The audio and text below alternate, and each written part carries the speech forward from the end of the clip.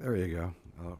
Well, you could hear that. So this afternoon we will hear testimony, expert testimony on the topic, not thought to be, but in reality, of great concern and importance, the threat of Islamic extremism inside Russia and what that might mean to the United States and global security.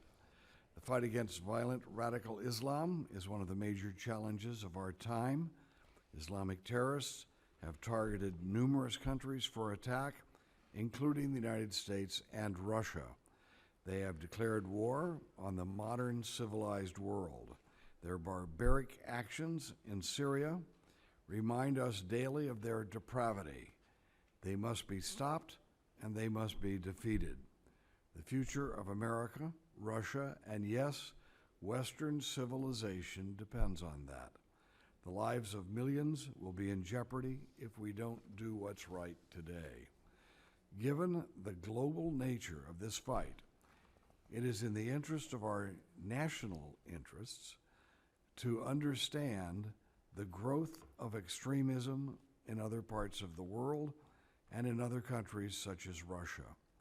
It is alarming to read reports of Muslims living in peaceful and free democratic countries being attracted or recruited into radical Islamic terrorism. This frightening reality is happening in Europe and elsewhere. Media reports indicate that over 2,000 Russian-born fighters may have traveled to the Middle East to join ISIL. Our collective inability to stem this tide is both shocking and unnerving. This afternoon, I look forward to hearing from all of our witnesses. I know Dr. Aaron, who we are pleased to welcome back as a witness, has some unique insights regarding the spread of extremism into Muslim populations inside Russia. We don't normally associate this behavior with such Russian ethnic groups like the Tatars or others, but that we need to know what those details are. We will learn more about this and other things in your testimony. And also in the aftermath of the Boston bombing in May of 2013, I led a congressional delegation. Please join us. I led a congressional delegation to Russia, where we met with the Russian government and intelligence officials and discussed the threat of terrorism and how our governments could potentially cooperate. I've been disappointed that due to the upheaval in Ukraine, more has not been achieved in implementing cooperation in this area. Of course, extremist forces continue to plot attacks against both the United States and Russia. It seems plain to me that if we work together, we will be better able to protect our people, stop attacks, and kill violent terrorists, something I am personally in favor of as a matter of policy. Please let me note our discussion today about Russia and the question of finding possible areas of cooperation in no way downplays or overlooks the disappointing situation in Ukraine. As a result, our government has imposed sanctions on Russian officials and institutions. Even with that millstone around our necks, our two governments still managed to achieve an admirable level of cooperation in other areas, like International Space Station, for example. Perhaps our governments might also make a joint effort to stop the spread of Islamic extremism and the terrorism that flows from it. Without objection, all members will have 5 legislative days to submit written questions or extraneous materials for the record. And I will introduce the witnesses after opening statements from Mr. Series and our colleagues. So.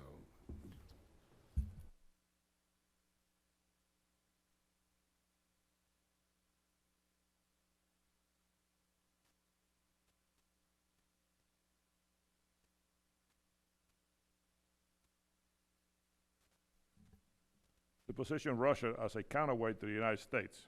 We saw Putin flex his muscles in the annexation of Crimea last year and the subsequent fighting in Ukraine. Now Russia has shifted its attention to increased support for the Assad regime, an increased role in the Syrian conflict.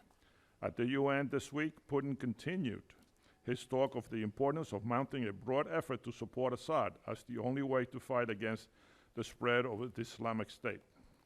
Russia's plan to combat Islamist extremists through support of Assad and strengthen military presence in Syria directly contradicts with the U.S. diplomatic goals to have Assad transition out of power. It is unclear whether Putin's motives in Syria and the Middle East are self-serving or stem from the growing concern of a large number of jihadist fighters from the North Caucasus fighting in Syria, who could pose a serious problem for Moscow should they return to Russia. Given that the U.S. and Russia are at a critical crossroads in conversations on how to best combat Islamic extremists, I look forward to hearing from our esteemed panel of witnesses on the possible outcomes and solutions to the current challenges. Thank you, Mr. Chairman. Thank you. Mr. Brooks has no opening statement, but how about Mr. Weber? Do you have a short opening statement? Or welcome, let's go. He's great. All right, with that said, there you go. All right. So I will ask the witnesses to summarize your prepared statements, hopefully to 5-minute summaries, and then we can have a dialogue and ask some questions and answers. First, I'm going to introduce all of the witnesses, and then we will proceed. Dr. Leon Aaron, is a resident scholar and director of Russian Studies at the American Enterprise Institute. Starting this year, he joined the Broadcasting Board of Governors, the organization which oversees operations of international broadcasting such as Voice of America. He is a widely published author and has earned his PhD at Columbia University. Then Simon Sharazjan. Almost. Okay. Close. Sharazjan is a research fellow at the Kennedy School at Belfer Center for Science and International Affairs at Harvard University. He's also the assistant director of the U.S. Russian Initiative to Prevent Nuclear Terrorism. Prior, he worked as a journalist in Russia for 15 years, where he covered several major events, including the terrorist attack at Beslan. Next, we have Dr. Mark Kotz, who is a professor of government and politics at George Mason University. He has authored many books and articles. He is the author of books and articles, for example, Leaving Without Losing, The War on Terror After Iraq and Afghanistan. Very fascinating. Thank you. He earned his PhD from the Massachusetts Institute of Technology, so we have a very esteemed group of witnesses today, and we appreciate you being with us. And again, you can summarize in 5 minutes. We'll have a good dialogue on this. Dr. Aaron, you may proceed. Thank you very much, Mr. Chairman, ranking member, members of the committee. On the morning of July 19th, 2012, gunshots and car bombs explosion woke up Kazan, the capital of Tatarstan, Russia's largest autonomous republic and the home of its largest Muslim ethnicity, the Tatars. The shots hit Valiullah Yakupov, deputy mufti of Tatarstan in charge of education and Islamic studies. The bomb went off under the car of the chief mufti of Tatarstan, Ildus Fayzov. Fayzov was badly injured. Yakupov was killed. Appointed only a year before, both men were moderate clerics determined to oppose what they saw as the encroachment of fundamentalism, Salafism in Tatarstan, and to strengthen the traditional moderate Hanafi madhab, which is one of the 5 major branches of Sunni Islam. Lest anyone miss the terrorist point, a cavalcade of cars under the black and white banners of global jihadists raced through downtown Kazan shortly after the attack. I think the July 19th attack, in retrospect, could be viewed as a watershed. 2 decades after the First Chechen War, the Russian jihad may be reaching a tipping point at which the center of gravity of militant Islamic fundamentalism is shifting from North Caucasus to the more urban and densely populated European Russian heartland, the home of 13 million Muslims, especially Tatars and Bashkirs, Russia's second largest Muslim group that are very close to Tatars both ethnically and geographically. If this trend continues, the consequences for the largest Muslim country in Europe, and Russia has an estimated Muslim population of 20 million, could be ominous. Let me mention 5 underlying factors, all of which continue to operate today as risk factors that increase the likelihood of terrorist attacks in Russia and heightened Russia's vulnerability to such attack. Number 1, Russia has not been able to evade the pan-European phenomenon, that is the turn to radical Islam of a fraction of seemingly assimilated and integrated European Muslim population, especially its young people.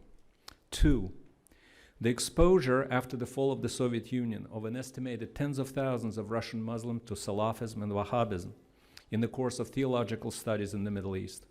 In their return to Tatarstan and Bashkortostan, some of the newly minted imams have increasingly turned away from the traditional moderate Hanafi madhab and towards Salafism and Wahhabism. According to Russian experts, imams that share Wahhabi views preach at dozens of over 1,000 mosques in Tatarstan. 3, Russia is now home to millions of guest workers, Muslims from Central Asia, an estimated 2 million Uzbeks, between 1 and 2 million Tajiks, and around 1 million Kyrgyz. There are an estimated 2.5 million of only registered migrants from Central Asia and Moscow alone, making the Russian capital the largest Muslim city in Europe. Often without work permits, marginalized culturally and ethnically, and often subjected to abuse, extortion, and not infrequently to racist violence, many of the men understandably turn to their faith and the faith of their grandparents as a means to sustain their dignity. Unfortunately, as reported in Russian media, at least some fall under the influence of radical clerics and, more importantly and recently, recruiters from ISIS. According to the reports in Russian media, most, if not all, ISIS fighters from Central Asia have been recruited at the construction sites in Russia, especially Moscow, including an estimated 400 ethnic Uzbeks fighting with ISIS in Syria. All of them were recruited outside of Uzbekistan, including their reported leader, Nusrat Nazarov. Number 4, given the permeability of borders, the recruitment and the proselytizing effort that's been doubled and tripled by ISIS in Central Asia, especially Uzbekistan, Kyrgyzstan, and Tajikistan. Given the flow of people, such efforts are likely to result in the increasing radicalization of the elements of the Central Asian diaspora in Russia. If you add to this the fact that with Russia on the ground now in Syria, adding to other risks of Putin's decision is also the fact that the probability of retaliatory terrorist strikes inside Russia are increasing. Final point. The Secretary of the Russian Security Council, Nikolai Patrushev, said that at the moment, Russian authorities do not have the means to stem the flow of volunteers to ISIS. Russian Foreign Ministry estimates that there are around 2,400 Russian speakers among the jihadists in Syria, while the total Russian nationals and those from the former Soviet Union in the ranks of ISIS could be as high as 5,000. Today, Russian is the 3rd most popular ISIS language after Arabic and English. How long will it be before the veteran of ISIS coming back to Russia decide to join a fight for a Russian caliphate inside Russia? Mr. Chairman, let me conclude on this. Like overwhelming majorities of Muslims everywhere, most Russian Muslims and the migrants from Central Asia practice their religion peacefully, abhor violence, and are good citizens and patriots of their countries. Yet, as we have learned only too well in the 14 years since 9/11, the radicalization of even a small minority, not registered by any public opinion polls, can inflict incalculable damage and cost thousands of lives. If the evidence that I outlined today does not amount to a significant increase in national and international terrorism, I will be the first to acknowledge and celebrate my error. But having largely missed the rise of Chechen terrorism, Al-Qaeda and ISIS, we would be far better off wrong than sorry. Thank you very much.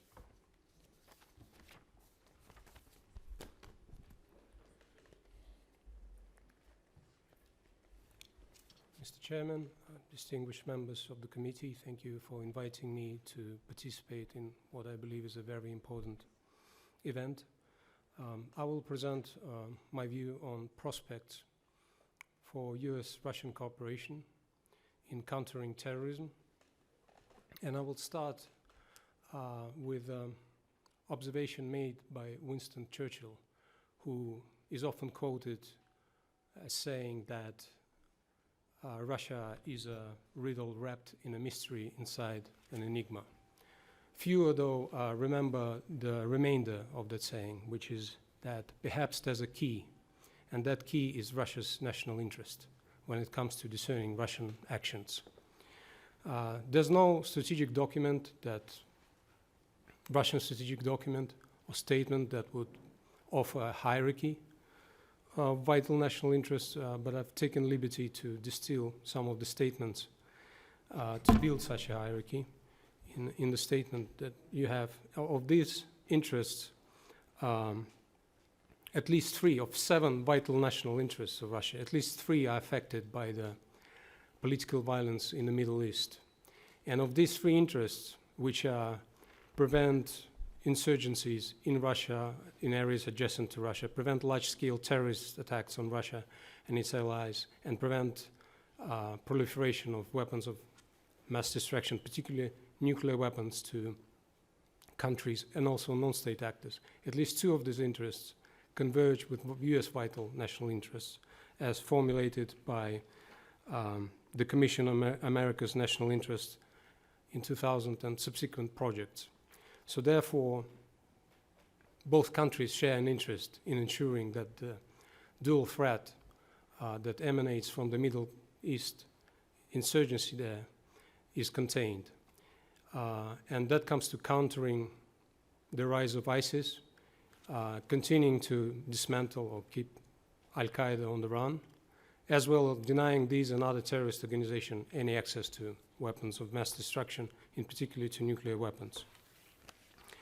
I should note that even though there are 30,000 recruits reportedly from foreign countries in ISIL, and at least 4,500 of them are estimated to have come from the West, Russia and its allies are more exposed to the threat posed by ISIS, if only because of proximity. And as Dr. Aaron has pointed out, there are various estimates. The latest estimate has come from the Federal Security Service, and it's that 2,400 Russian nationals are in ISIS, and about 3,000 nationals of Central Asian republics are also in ISIS. That's a potent force. We shouldn't also discount Al-Qaeda's Nusra Front, which has its own unit that consists of natives of Russia's North Caucasus, but also republics of Central Asia. And that unit counts about 1,500. So imagine what would happen if all these individuals come home, whether because ISIL prevails or whether because ISIL is defeated, but these individuals are not apprehended or eliminated. I should note that both organizations, ISIL and Al-Qaeda, have maintained ties with the insurgents and terrorist networks in the North Caucasus. This summer saw ISIS establish a vilayat, a sort of province in the North Caucasus, and the Emirate Caucasus, the umbrella terrorist organization operating in the North Caucasus, has had long-standing ties with Al-Qaeda, and its leaders have praised Ayman al-Zawahiri as their leader. So no surprise that Russian officials, including Foreign Minister Lavrov and Secretary of the Security Council Patrushev, have described ISIS as the main threat to Russia and main threat to global security, respectively. On the US side, there's less agreement on whether ISIS represents a top threat, but I think FBI director has been quoted as saying that it's a top threat to the US national security. So since neither of the United States nor Russia can tolerate further existence of a quasi-state in the form of ISIS in the Middle East, and both countries need to counter Al-Qaeda and keep it on the run and reduce its possibilities, I would argue there's a definitely ground for potential cooperation. Now that is impeded by different approaches towards Syria, although I believe, and Russian officials have said officially, that Russia is not married to Assad. So I think in the longer term, there is an opportunity for a transition to a coalition government that would represent Assad's key constituencies, Alawites, Kurds, and also moderate sections of the Syrian opposition. For now, the U.S. Russian cooperation can be, though, limited to fighting ISIL in Iraq, and that could include joint operations, which is something U.S. and Russian special forces have done on a very low scale in Afghanistan. It could include providing more arms and more training to the Iraqi armed forces and Kurds fighting ISIL. And it could, of course, include disrupting financing, which is not a counterterrorism tactic per se, but is an important element of countering such organizations. But even looking beyond that, countering terrorism with force alone would not suffice.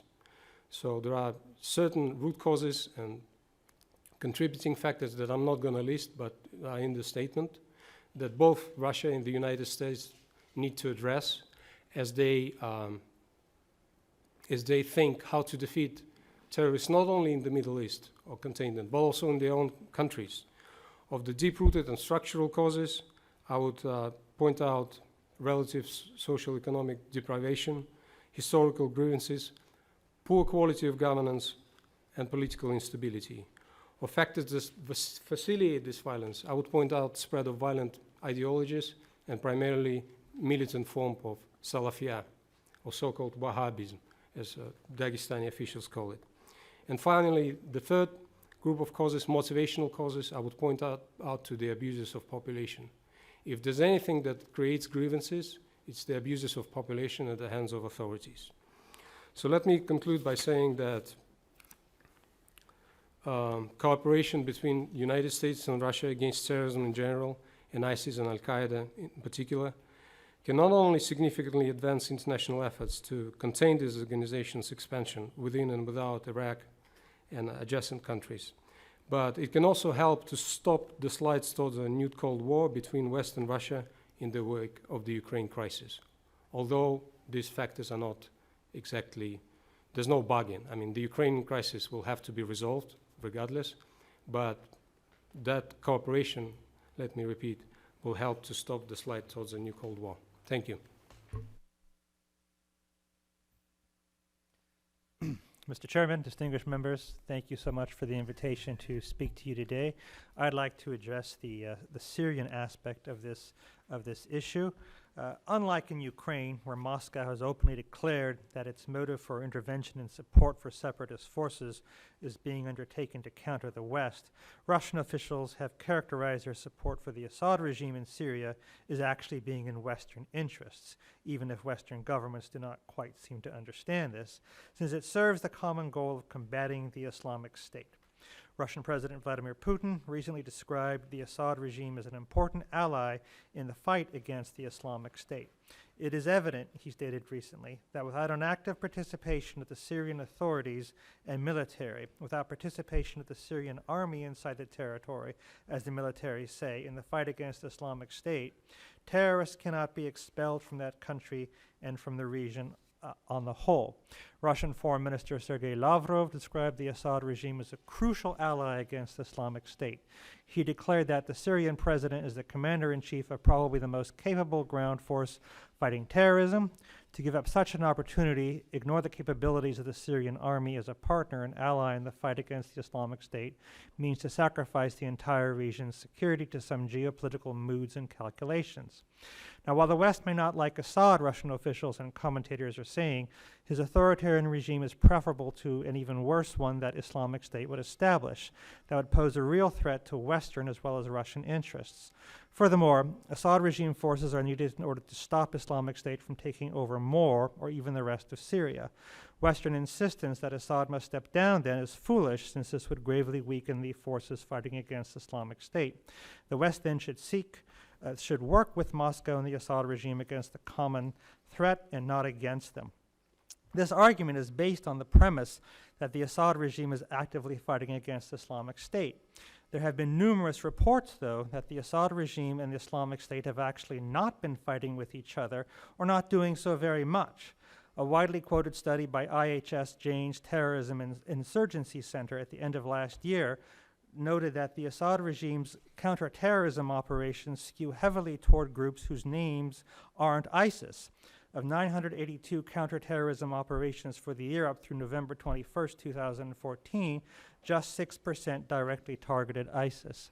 In February of this year, Time magazine reported on a Sunni businessman with close ties to the Assad regime, describing various forms of actual cooperation between the Assad regime and the Islamic State, including how the Assad regime buys oil from Islamic State-controlled oil facilities, how Syria's two main mobile phone operators provide service and send repair teams to IS-controlled areas, and how Damascus allows food shipments to the IS capital, Raqqa.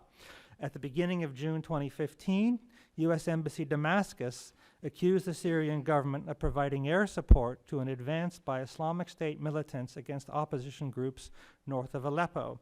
In July, Turkish intelligence sources claimed that an agreement was made between the Assad regime and Islamic State to destroy the Free Syrian Army in the country's north. Now, why would the Assad regime not fight against the Islamic State and even cooperate with it? Both of them have an interest in weakening their common foes, other Syrian opposition groups being supported by Turkey, Saudi Arabia, Qatar, and others. Moscow and Damascus, of course, vehemently deny that the Assad regime and the Islamic State are not fighting each other and are even cooperating against their common foes. The numerous reports that this is what is happening, as well as the compelling nature of the enemy of my enemy is my friend logic at work here, point to their credibility. And if these reports are true, then certain implications follow. If Assad and the Islamic State are not really fighting each other, but the Assad regime is losing ground, then its weakening is due primarily to the non-Islamic State forces backed by Turkey and the Gulf Arabs.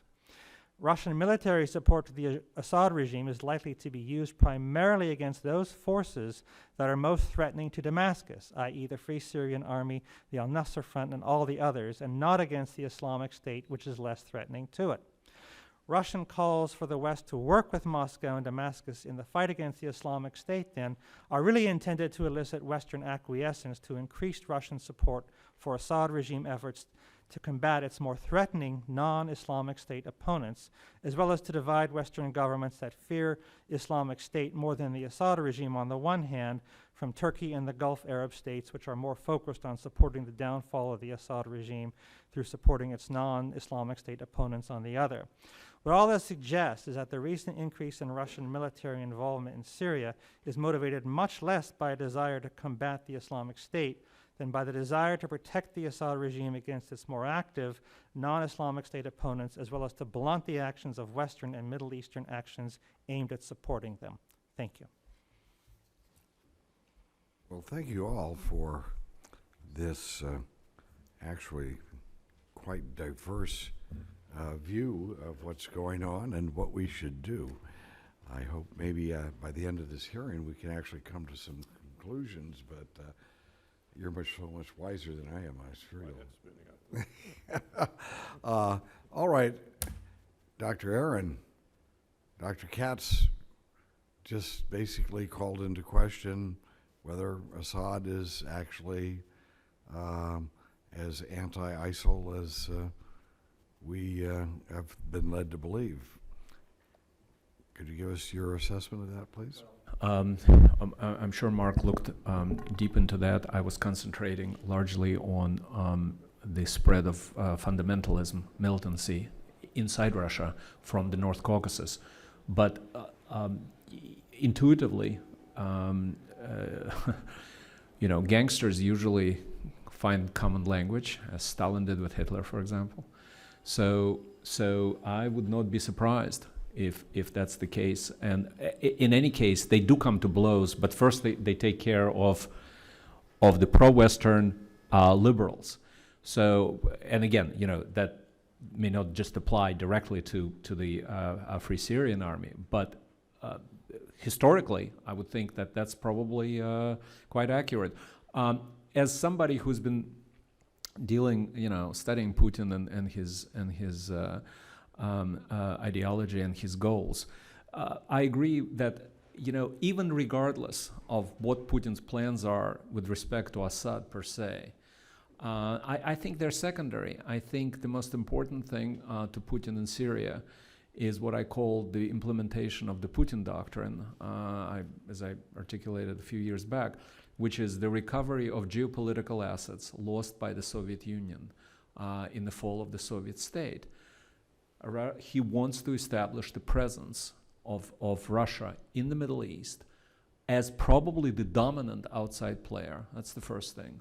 The second thing, let's not forget that Assad or no Assad, the only thing, as a Russian analyst, top Russian pollster told me a couple of years ago, the only thing that is going for this regime, I'm talking about Putin regime, is Putin's personal popularity. If you look at the public opinion polls, how does he get this popularity? He gets this popularity by embodying the thirst and the hunger for reestablishing Russia as a great power.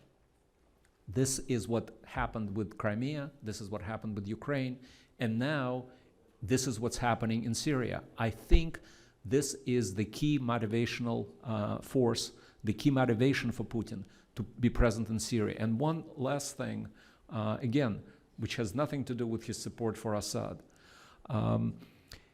There's a very serious concern, and both of the speakers touched on this, there's a very serious concern for what you mentioned Churchill before. Let me apply Churchill's definition of the Balkans, for the soft underbelly of Russia, which is the Central Asia. It consists of very unstable regimes, and the ISIS penetration and the Taliban subversion of those states brings ISIS and brings Taliban to Russia's borders. This is another issue for, I think, motivated Putin. We have, how many minutes before we vote? About how many minutes? About 7 minutes. About 7 minutes. I'm going to yield several minutes to you now, and we will come back immediately after the two votes. I'll wait till we come back. All right. We are in recess until immediately after the second vote.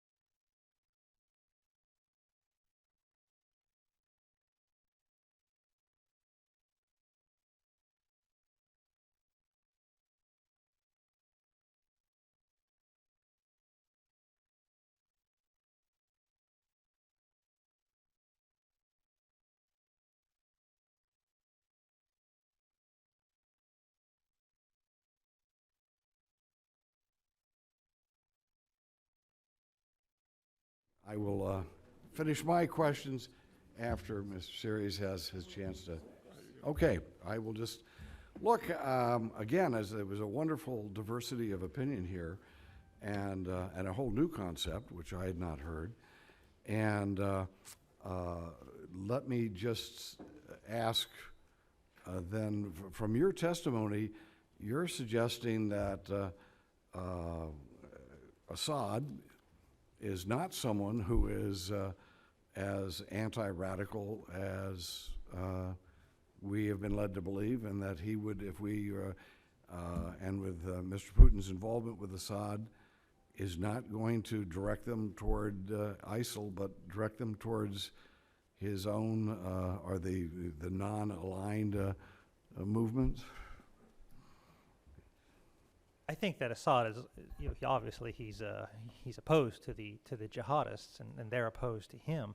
I just think that the way in which they look at the question is one of a highly Machiavellian manner, and that is that who is threatening Assad most now? It's not ISIS so much; it's these other opponents. Therefore, and who threatens ISIS in many respects? In other words, it's the competition among the other Syrian opposition movements, so that they have sort of a common interest at present that both would like to see the other opposition movements weakened. Now, that doesn't mean that they're going to be friends later on. In other words, that they're preparing for the day then they'll probably turn on each other. But at the moment, that it seems that they're not so interested in fighting each other, that they both prefer to weaken the... So those two groups are not interested in fighting each other, and at least one of them is interested in fighting Assad, and Assad will then focus on, if we help him, only on that group, and ISIL. So you're saying that the ISIL forces are not, at this point, in attacking Assad's military bases and things such as that, and it is the group that we, by the way, just to note, I voted against arming that third force. I thought that was going to turn out the way things did in Iraq, and so you're suggesting that that group now is indeed leading the fight against Assad, and that ISIL is not? Well, it's many groups. In other words, it's not even as complicated as a three-cornered conflict. In other words, there's loads of actors involved here. But what it does seem is that at the moment, it is the opposition groups that are not ISIS that are most threatening to Assad. Therefore, it's not surprising that Assad is concentrating his efforts on these particular forces. But we've seen reports that, and one of the reasons why we voted against doing this is that there have been defections by that third force supposedly to ISIL. In fact, some of one of the major leaders of that group defected, and the report that I read is he now commands a force that has made up half of which is made up of people from Chechnya. My memory of the report was that the moderates whom we supported defected to the al-Nusra front, which of course they're hardly better, but it's not ISIS, that's for sure. But it is obviously, we're not a major actor in terms of, I think, external actors supporting the Syrian opposition. It's obviously it's the Saudis, the Turks, the Qataris, and others, and I think that they have their own agenda, and so we simply haven't. I'm not sure if it was ever possible to create this moderate third force. I don't think it necessarily was. Could you tell me what group was it? The third group that you're thinking about, or was it ISIL that just captured the? I'm sorry, I pronounce it IDLIB, the Ilib air base, which was, I think it was 2 weeks ago. It was a major, it was a huge victory for. So I assumed it was ISIL at the time, but it was a major defeat for Assad's forces. I'm not positive which one it was actually who captured it. I just remember the very. So if it was ISIL and not this third force, you're the basis of your, that would go totally contrary to the basic what you're testifying today. I'd just like to refer to the U.S. Embassy Damascus statement from earlier in June, indicating that the U.S. accused the Syrian government of providing air support to an advance by Islamic State militants against opposition groups north of Aleppo. In other words, that there seems to be sort of not an actual alliance, but sort of an alliance of convenience in many respects between Assad and ISIS. If he has to give anything up, he'd rather see it go to ISIS at present than his other opponents in order to bolster the argument. But if that air base, which was one of the major battles in the last 6 months, because they've been defending this with their lives, this is a major part of their strategy. If indeed that was an ISIL attack, that does basically contradict your theory. If it was an ISIL attack. That's correct. So we'll find out. I'll look into it. What was that? El Nusra? What's that mean? That's the group. The group that did it was El Nusra. Okay, then that makes sense, yes. And El Nusra to you is a radical Islamic group? Of course it's a radical Islamic group, okay. yes. And so doesn't that go a little bit contrary to what you were testifying? Well, if we're talking about, in other words, if the focus is on ISIS per se, I think one thing that we know is that they are more radical even than Right. al-Nusra. In other words, there has Right. been competition between the al-Nusra Front and ISIS. I'm not saying that it's better that al-Nusra Front has made these advances, but what I think is that what we're seeing is that as the Assad regime weakens, that eventually we're going to see a conflict between al-Nusra and ISIS. In other words, they're not going to kiss and make up because they're both radicals. Right. Okay. That there is Well, going to be a okay. conflict between them. Well, with that, and Mr. Series, and then I'll have some other questions later. Thank you, Mr. Chairman. You know, as I listened to your statements, I couldn't help but being a little bit confused in everything that was said here. First, let me make an observation. You know, for the last few weeks, we've been hearing about how the Syrian army has been weakened and how it looked like there was going to be defections and everything else. I really think that was a setup so the Russians should come in and step in there in Syria. And now today, I understand that the Russians bombed the free, I brought it down here, the Free Syrian Army post. But that wasn't ISIL. So what does all that mean? I mean, I assume that they were there to fight ISIL. Can anybody, well, I guess I'll get you all three of your opinions since they were so diverse when you first gave your statements. We'll start with you. Okay. Yes, I think that, you know, in today's Washington Post, you know, we've seen reports that in which the Russians have claimed that they made an attack on ISIS, but that people, opposition leader Hisham Marwa claimed that the Russian airstrikes targeted civilians, not ISIS, killing 37 people in Homa. The people of this area are opposed to ISIS, said Marwa, vice president of the Syrian National Coalition, speaking by telephone from the U.S. His accounts, of course, couldn't be independently verified. And so I think that, in other words, this is sort of the heart of the matter, that Putin claims he's there to fight ISIS, but what he's really there is to protect the Assad regime, and he's protecting the Assad regime against both the forces that oppose him most strongly, and this isn't ISIS. In other words, he's going to hit whoever is threatening Assad. He's not going to punctiliously avoid those forces that are not ISIS but which are threatening Assad. No, he wants to get rid of all the opposition to Assad. Dr. Aaron? Before, in answer to Mr. Chairman's question, Putin is there to show that Russia does not abandon its allies. So in complete contrast to what people are claiming about us. Make your own conclusion. No, I'm just saying. Yeah. I think Putin. Well, and I think Putin. You know, that point does not escape Putin. Definitely.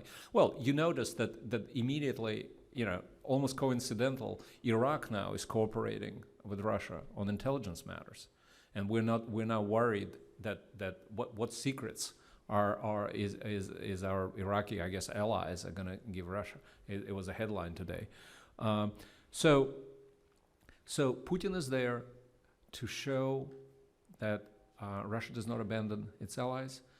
On a more strategic level, if I may reiterate, it's for Putin to regain a very important geopolitical asset. Russia is back in the Middle East after Sadat threw the Soviet Union out in 1972. Russia is back. And finally, it's an extremely important domestic political imperative for him to show that whatever economic difficulties they have, Russia is a great power again, whether it's in Ukraine, whether it's in the Middle East, and God knows what's going to be next.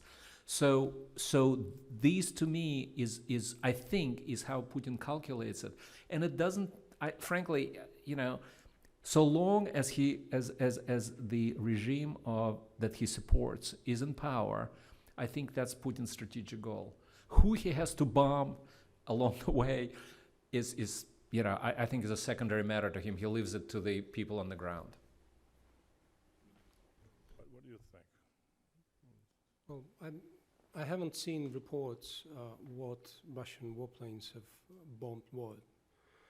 My understanding is that Russia's interests in Syria require that Russia has a say in the future of this country, but the notion that Russia would bomb any of Assad's opponents, I think, is mistaken. Russia has hosted negotiations between some members of the Syrian opposition and Syrian officials. Russia has discussed, according to those opposition members, as cited in press, potential participation of these opponents in the future government. So therefore, I think as long as Russia's interests in Syria are honored, which is the presence of the Russian Navy in the Tartus, at the Tartus facility, continuing military-industrial cooperation with Syria, and ensuring that there's no failed state in Syria, which is the largest concern of Russia, it would be open to accommodating potential transition to a coalition government in the long run. I would, again, I haven't seen what they bombed. But a coalition government that would be in favor of Russia. That would Not take into necessarily account, Western. it's not black and white, that would take into account Russia's interests, which include ensuring stability of Syria so that it doesn't become a failed state and therefore does not become a haven for terrorist groups that would then attack Russia and its allies, ensuring that Russia's naval presence remains in Syria as it has been, and ensuring that Russia continues to trade with Syria in goods that let Russia diversify its economy, which is mostly about oil and gas. Syria is a major buyer of Russian machinery, including arms. So as long as these interests are honored, Russia will remain open to the dialogue, and the notion that it would bomb any of Assad's opponents, I think, is mistaken. If you read what spokesperson for the foreign ministry said, Maria Zakharova, she said openly what have been said privately by Russian officials for a long time, that Russia is not married to the idea of keeping Assad necessarily in power. Can somebody talk a little bit about the challenges that the Russians military presence in Syria poses to the United States in terms of its conflict in Syria? What challenges do you see for us there? Well, clearly, if in fact the U.S. Has its own bombing campaign against ISIS, and that certainly Russian has its bombing campaign too, then I think the main question is deconfliction. We want to make sure that the two air forces don't run into each other, and so this I think this is a serious issue. It seems to me. On the other hand, other than that, I'm not sure that the Russian military presence can really be seen as a threat to the United States. Russia has fewer troops in Syria than we now have in Iraq. And so it strikes me that, our presence in Iraq, we're not exactly being able to defeat ISIS with that. I don't think that what Russian presence we've seen in Syria is going to enable Russia to defeat ISIS, if in fact that's what it wants to do. I think that at best what they're there to do is to bolster the Assad regime. I have to disagree with my colleague about who Russia is or is not willing to bomb. I think that that Russia is there to help the Assad regime. The Assad regime has certain very urgent opponents, and therefore I think that if that's what's necessary to attack, then that's what they will attack. I don't think Russia wants to get deeply involved in Syria, and in that case, I think that Putin may have bitten off a little more than he can chew. But I think that I've heard certainly people from the Pentagon indicate that the U.S. can live with a Russian naval facility on the coast of Syria. It doesn't really threaten us very much. So I don't think that we are necessarily opposed to Russia having normal relations, even favored relations with Syria. And I think that at the beginning of the Syrian conflict, our thought was that, well, just as Moscow complained that after Assad, Russia wouldn't have any influence in Iraq because the Iraqi government would be pro-American, and what we've seen is that increasing cooperation between Iraq and Russia. I think what we expected was that with a change of regime in Syria, which of course didn't happen, was that the new Syrian government would eventually, after a certain pause, would restore relations with Russia as well. But of course, this is not what's happened. Dr. Aaron, what challenges do you think it poses to? No comment on that. I thought that the actual topic, the threat of Islamic extremism in Russia. I think Syria does enter this simply because Syria has become a training ground for the jihadists from Central Asia, but North Caucasus. But my point was that I think we may be seeing something much more threatening, and that is the Russian Muslim minorities inside Russia are beginning to go that route. They have very significant presence already in the troops of the jihadists in Syria. And frankly, if we thought that the Chechens were a problem, there are 1 million of them, and there are 6.5 million of Tatars and Bashkirs, and there are another 5 to 6 million inside Russia, including 2.5 million migrants from Central Asia who are constantly going back and forth, and the Central Asia is completely now penetrated by ISIS recruiters and ISIS propaganda. So talking of danger to the United States, those things are very rarely contained within national borders. So this to me is one of the offshoots, regardless of what Putin does and what we do. I think that train is already in motion. Do you agree with or disagree? Well, I agree, and as I said in my recent statement, the primary threat that emanates from that area is not whether Assad stays for a bit longer or is asked or not, is whether this threat of violent jihadists can be contained So you don't think and it eliminated. poses any challenges to our efforts in Syria? I think whoever does anything, if it focuses on violent extremists, on violent Islamists in Syria and Iraq, whoever goes after them, it's in interest of the United States, and it doesn't pose a threat, just like it's in the interests of Russia. Well, thank you very much. We're going to have another series which gives me an excuse to be able to ask some questions as well, and then if you'd like to ask some more, we'll get that in as well. I'd like to place in the record a letter from John Quincy Adams to his fellows about his observations about Russia, even as far back as John Quincy Adams, who I believe was our first ambassador to Russia. And he pointed out in his letter and lengthy analysis that the Russian character had been developed in great part due to its constant fight with Islam on its borders, that the Russian character of actually and their national spirit had been brought about by this fact that Islam was in a time of expansion, and Russia and the Russian people bore the brunt of that.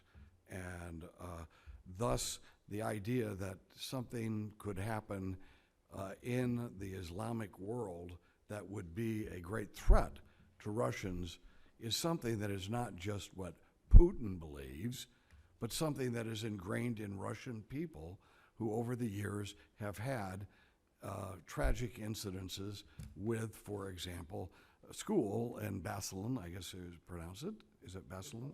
Bislam. Who I went to that area to see that school and to talk to the local people. And they end up with hundreds of their children being murdered, basically. And but that's not only, but you go through the years, this has been part of Russia's psyche. I don't think, look, is there something, I don't think there's anything wrong with a country being led by a ruler who wants their country to be a great country. And now that, and I heard Mr. Putin's remarks to the United Nations, and he readily admitted that Russia had discarded the Soviet Union, and this was a new situation, and they're back to what normal countries should be judged by, not by standards that were established during the Cold War when Russia itself was being directed by an ideological, zealous clique in the Communist Party, the same way radical Islam is having such a major impact on Islam. The radical Islamists have that type of ability to impact on policies and large numbers of people through their violence. So I really reject the idea that, well, Putin is only down there and the Russians are only down there to help Assad, their friend, although part of being a great country is making sure that when you make a deal with somebody, that you keep the deal even when it gets tough, and you don't leave your friends in a lurch after they've risked everything for you. And it seems that in the last few years, the United States, as my colleague accidentally indicated, the United States. Some people. Yeah, well, we've left a lot of people behind here, and also the United States policy was what? We had to get rid of Saddam Hussein, felt compelled to go in and get rid of Saddam Hussein, and now we feel compelled to make sure that Assad in some way doesn't hold power. I don't get that. I think that was a mistake on our part, and I voted for that to support President Bush when he went into Iraq. That was a horrible mistake, and Saddam Hussein was not our enemy. And guess what? I don't think Assad is our enemy. And if Russia is indeed there simply to help Assad, and what might happen to Syria, even if Assad is overthrown with non-ISIL forces, I don't think that it was the radicals that necessarily overthrew Gaddafi, but when the moderates overthrew Gaddafi with our help, we ended up with half of Libya now and being controlled by radical Islam and a threat to the stability of the whole region. Maybe Assad is like that. Maybe no matter who overthrows him, as Mr. Putin was mentioning in his remarks at the UN, that maybe this will create an unintended consequence of total catastrophe, not just Assad being overthrown by someone who isn't radical, but by the fact that you have a power vacuum then and chaos that will be exploited by these radical forces that are clearly present in that region. So I personally, number one, think that we ought to start analyzing Russia. That was one of the reasons why you have this hearing. Make sure that we understand what motives are going on here. And I don't think it's the motive that we had the same motive that when Khrushchev put the missiles into Cuba. I don't think that's the type of attitude that we're facing in the world today. And that's a lot different, and that deserved the outrage that we had at that time. But for Assad, being helped by Russia in the face of this type of turmoil, I don't see that this should be on our list of things to thwart. And it seems that our government is. Back to the actual nature of Russia and radical Islam,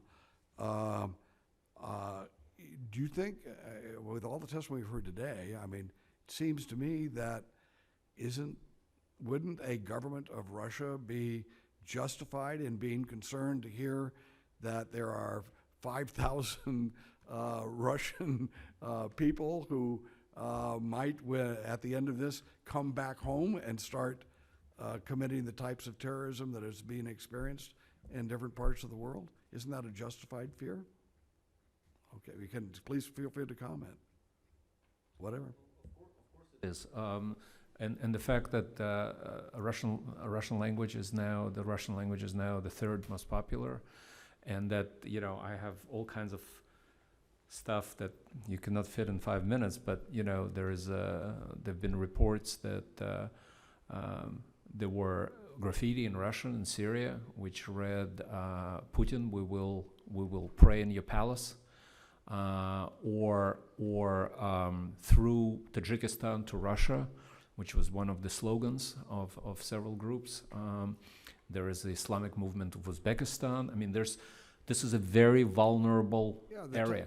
A Tajik city was just taken over by the Taliban. Now, by the way, it's not that somebody's worried about that Russia will fall to these radicals. The issue is whether or not, because these radicals feel that they're now motivated and backed and have experience, that they might go into that country and start killing people in large numbers, whether it's herding a bunch of kids into a school and surrounding them with explosives, or whether it's setting off the type of explosions and things that we've seen in railroad cars in Western Europe. There are fewer Muslims in Western Europe than what we have in Russia, and they are suffering from attacks, terrorist attacks there. So again, I think that it is the threat to Western civilization, to the non-Muslim world, from radical Islam, Islamic terrorists, is real, and it makes sense if someone is also a target for that we don't try to do everything we can to undermine their efforts, but instead at least try to find ways to cooperate. That's what this hearing's all about, and my colleague will now have his question. Okay. Going to put that letter for the record? That's for the record. Okay. I just have, I'm trying to associate the Ukraine with what's going on in Syria. And do you think it has anything to do with Putin's decision to go into Syria? The fact that now there's like a stalemate there. The most interesting reactions that I heard or read in the Russian media immediately after, because it was a surprise to everybody. Part of the issue with Russia is that Putin literally is his own defense counsel, which is very difficult. It's a very dangerous situation. Crimea was a surprise to his ministers, to his closest aides, and so was Syria. So the reaction from the Russian analysts was one of the reactions, and remember I mentioned to you that there's a domestic political dimension to this. That is that Putin is popular not because of the Russian economy anymore. He used to be popular because they grew 7-8% every year between 2000 and 2008. He's popular because he embodies this a dream of Russia becoming a superpower like the Soviet Union used to be. That's called patriotism, right? Well, it's well. I call it You know, something we else. all want our countries to be great. The question is how we achieve it. That's a separate issue. Call it something else. Yeah, but the bottom line is, some of the analysts, some of the most respected Russian analysts, independent Russian analysts, said one of the reasons, not the whole reason, but one of the reasons to go to Syria is that Ukraine no longer generates enough of this patriotic heat that makes not all Russians, but quite a few, to forget about the economic hardships, the 15% inflation, that the economy is probably going to shrink 5 to 6% this year, that there is unemployment, that the pensions are growing smaller and smaller due to inflation, that food products are now 15, 20, 30% more than they used to be because of the ban on the imports and because there is no import substitution anymore. So all of those... Price of oil has gone down. Price of oil is down, the ruble lost half of its value. But you see the headlines. You see we are in Syria now. We are present. They listen to us. They're afraid of us. They respect us. This is all very important. And this is, as you know, answering your question, this could have been one of the motivations. And you said, what's the connection to Ukraine? And I could talk to Ukraine for a long time. It's a very interesting subject. But for whatever reason, Putin now put Ukraine on hold. I don't think it's forever. I think he's going to return to that issue. But there's something else now. He is like that man on the bicycle. I mean, that thing that, you know, when you put all your eggs in this, what I call patriotic mobilization, you got to give people, you know, fresh meat. You are riding that tiger, which is great, but the tiger requires fresh meat and a bloody meat every now and then. So Ukraine is on hold, but Syria is in the headlines. Anybody else want to take a crack at that? Thank you. Yes, I think in addition to what Dr. Aaron had to say about the domestic political aspect of this in the link between Ukraine and Syria, I think there's also an important aspect in terms of relations with the West. In other words, that the sanctions that the West has imposed on Russia as a result of actions in Ukraine are hurting the Russian economy, hurting them pretty badly. And I think that for Putin in particular, by making this argument that we can work together in Syria against ISIS, that this is a way to sort of to restore relations with the West. And to some extent, I think we've seen it's starting to work. President Francois Hollande actually came out and said that maybe we should reduce the sanctions on Russia now that we have to deal with Syria together. Obviously, this is what he wants, although I did notice that most recently Francois Hollande indicated that what he wants to see is Russian actions against ISIS, not just words about it. So I think that, and of course, Putin's taking advantage of the migration crisis. In other words, that I think for a lot of Europeans and the European public, when it comes down to it, which is more important to them? Is it the migration crisis or what's happening in Ukraine? It's the migration crisis. And if Putin is going to provide a way out of this, but the question is can he? I'd like to just get back to something that I think an important point that Congressman Rohrabacher indicated. In other words, that in addition to the geopolitical competition between the U.S. and Russia, there is a basic philosophical difference about how to deal with Syria. Now, there's the Russian argument is that Assad, as bad as he is less worse than ISIS, therefore we should support Assad. I think the Obama administration's argument is that ISIS is so awful that he has contributed to the rise of ISIS. And the trouble with the real trouble, I think, is that both might be right. In other words, that both arguments have a degree of validity, and what that implies is that whether Assad goes or stays, ISIS is going to be a problem, and that's the situation I think that we're really stuck in. That we can argue about how to deal with the Syrian situation, but the real bottom line is that neither we nor the Russians really have an adequate response to this. That it's gotten out of hand, and sort of whatever way we go, it's going to remain a problem.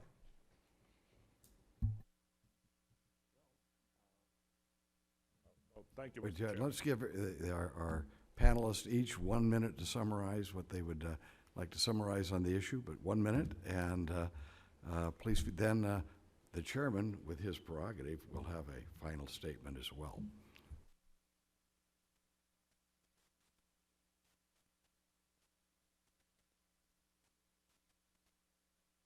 Yes, 1 minute is enough. I think if indeed, and of course, I gave you the tip of the iceberg on the evidence. If indeed we're witnessing a tipping point at which fundamentalist militant Islam is migrating from North Caucasus into the Russia itself, I think this is a huge threat to Russia and the world. In addition to that, these types of things usually are enhanced by domestic political crises and pressures. And Russia is in a very precarious state economically, politically, even though Putin would not admit it. There are all kinds of strains. And I think while we're worried about the failed state in Syria, I think we should also worry about how the terrorism could become an issue for Russia and us. I would like to reiterate that U.S. and Russia share common interest in countering terrorism and and proliferation threats that emanate from Syria and Iraq, meaning terrorist groups based there. And I think regardless of disagreements on the future of Assad, both countries can and should work together to counter that threat, which is much more threatening, much more superior than, intricacies of transition in Syria. Thank you. The rise of jihadism in Russia is obviously not in Moscow's interest, and it's not in the interest of America and the West either. But this rise of jihadism in Russia just isn't occurring in a void. The real tragic situation is that Russia's Muslims are not treated very well by the Russian government, by Russian society. And I think part of the problem that we face in dealing with this issue is that we can't either force or convince Vladimir Putin to treat his Muslims nicely. And that, I think, is sort of the heart of the problem, is that the Muslim issue in Russia is not one that America is in a position to address. Only Moscow can do that, and at the moment, it doesn't want to do so very effectively. Well, thank you all for joining us today. Just a few short thoughts, and that is, let us remember that when Saddam Hussein was eliminated, it brought chaos. When Gaddafi was eliminated, it brought chaos. There were alternatives there, in Gaddafi in particular, but also with Saddam Hussein. And we were told that this third force was our alternative to Assad.